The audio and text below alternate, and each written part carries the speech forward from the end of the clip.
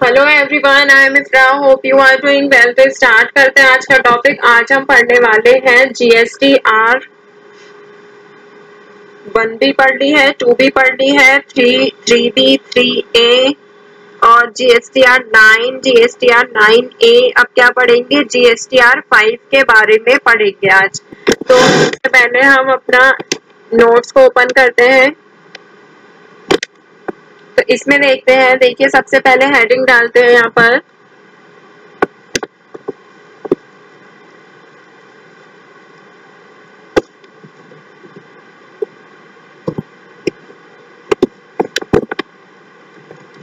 GSTR 5। देखिए GSTR 5 का मतलब क्या होता है, क्या क्यों यूज होती है, ये सब चीजें इसमें देखेंगे। तो पहले लिख लेते हैं, फिर इसको एक्सप्लेन कर दूंगी, ठीक है।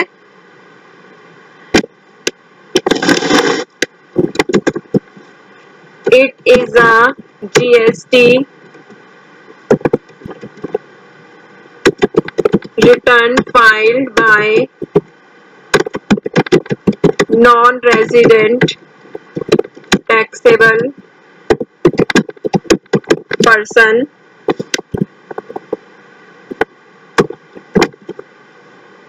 when an individual or company conducts business in one country and fails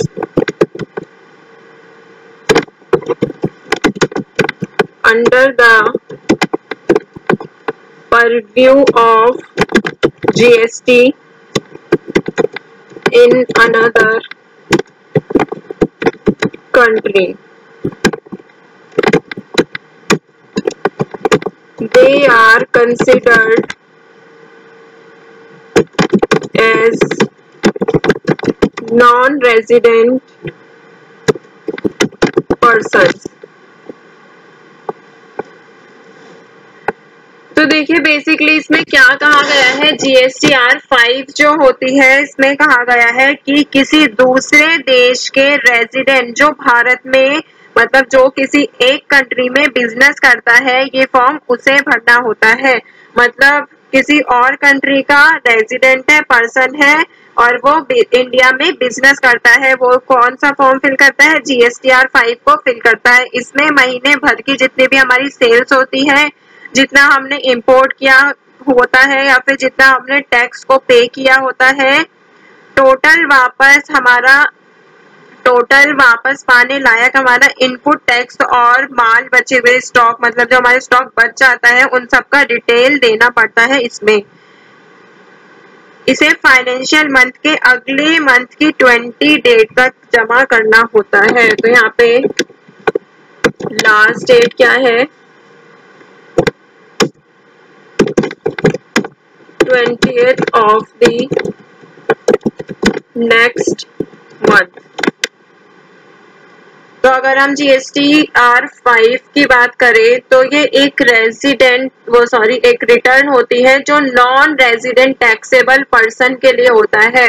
non resident हुआ ना, जो हमारे इंडिया से बाहर रहता है, तो नॉन रेजिडेंट टैक्सेबल पर्सन के लिए होता है। जो कोई व्यक्ति या फिर कोई कंपनी एक देश से दूसरे देश में बिजनेस करता है और GST के अंडर आता है, तब उन्हें नॉन रेजिडेंट टैक्सेबल पर्सन के मतलब as a non resident taxable person consider किया जाता है, ठीक है।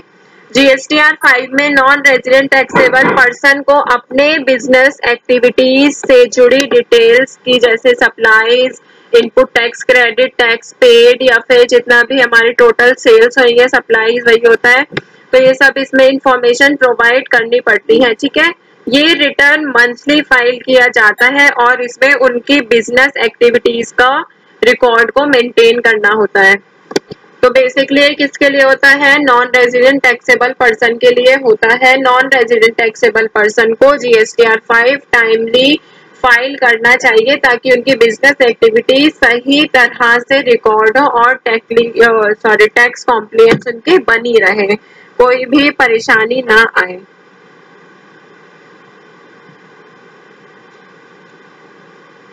तो कब तक फिल करना होता है? 20 नेक्स्ट मंथ की डेट तक, ठीक है। तो अगर मैं इसके आपको एक नोट बताती हूँ कि इस कैटेगरी में टैक्स पेयर्स को अगर रजिस्ट्रेशन खत्म करना होता है तो उसे रजिस्ट्रेशन सरेंडर करने के 1 वीक के अंदर GSTR 5 को भरकर जमा करना होता है। मतलब कि इस कैटेगरी के जो टैक्स पेयर होते हैं, कैसे नॉन रेजिडेंट टैक्सेबल पर्सन जो होते हैं, अगर वो रजिस्ट्रेशन खत्म करना चाहते हैं तो उन्हें विद इन अ वीक मतलब 1 वीक के अंदर GSTR 5 को भरकर रजिस्ट्रेशन सरेंडर करना होता है, या फिर रजिस्ट्रेशन की एक्सपायरी पूरी होने के पहले जमा कर दिया जाना चाहिए। ठीक है, तो ये तो बात हो गई GSTR 5 की। अभी देखते हैं यहाँ पर GSTR 6। GSTR 6 को भी पहले लिख लेते हैं, फिर इसको समझेंगे। इसमें तो थोड़े अलग वर्ड्स भी आएंगे, जैसे अभी मैं लिखती हूँ यहाँ पर, it is a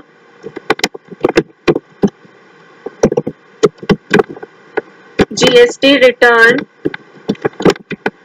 meant for an input service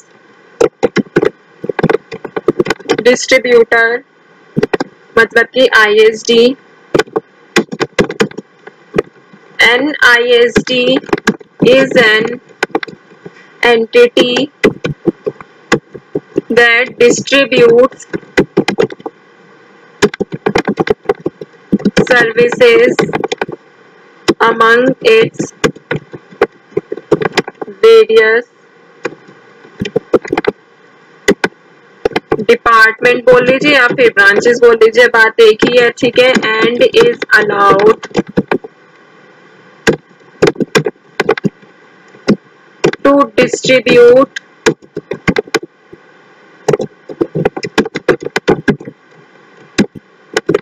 input tax credit based on the bills of service purchased।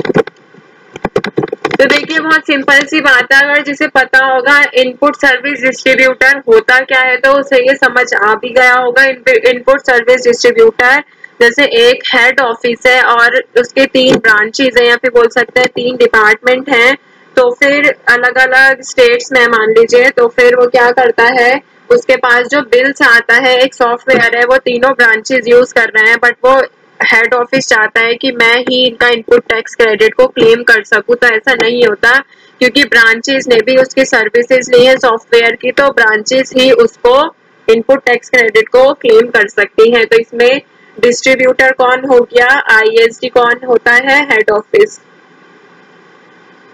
ठीक है, तो GSTR 6 एक क्या है, GST रिटर्न होता है जो इनपुट सर्विस डिस्ट्रीब्यूटर के लिए बना होता है, जो उसमें रजिस्ट्रेशन कराते हैं वो GSTR 6 होता है। ठीक है, ISD वह पर्सन या कंपनी है जो अपने डिपार्टमेंट्स के बीच सर्विसेज डिस्ट्रीब्यूट करती है और उनके पास सर्विसेज के जो परचेजेस के बिल के अकॉर्डिंग उन पर इनपुट टैक्स क्रेडिट को भी डिस्ट्रीब्यूट करने के लिए बोल सकते हैं परमिशन देती है। ठीक है, तो GSTR 6 में ISD को अपनी सर्विसेज के अंडर क्या क्या इंफॉर्मेशन देनी होती है। एक तो जैसे डिस्ट्रीब्यूशन ऑफ सर्विसेज, क्या सर्विस दी है, कितना इनपुट टैक्स क्रेडिट है, कितना उन्होंने टैक्स पे किया है, ये सब चीजें। ठीक है, फिर this return is filed on a monthly basis, monthly basis पे इसको फाइल किया जाता है मेंटेन करने के लिए accurate record of their business activities. तो बेसिकली ये क्या होता है, बहुत इंपॉर्टेंट होता है, जो ISD से मतलब उसमें रजिस्ट्रेशन करा लेते हैं तो उनके लिए GSTR 6 इंपॉर्टेंट होता है। तो आपको सप्लायर्स मतलब जो सामान बेचने वाले सेलर होते हैं, सप्लायर्स अगले महीने की 10 तारीख तक अपने GSTR 1 जमा कर देते हैं, इतनी बात आपको पता है।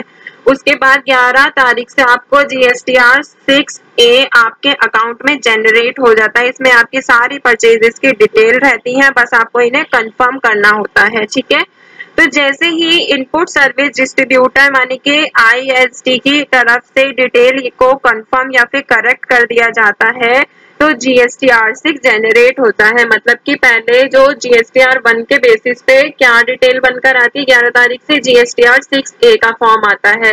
जब ISD उसको कंफर्म कर देता है कि हाँ ये डिटेल मतलब ये परचेज की थी सर्विसेज, इतना टैक्स पे किया था, इतना ITC है, तो जब करेक्ट कर देता है, एक्सेप्ट कर लेता है उसको, तो जब आता है GSTR6 का फॉर्म। तो GSTR6 को इनपुट सर्विस डिस्ट्रीब्यूटर की तरफ से हर महीने की 13 डेट तक जमा करना चाहिए। यहाँ पे लास्ट डेट लिख देते हैं।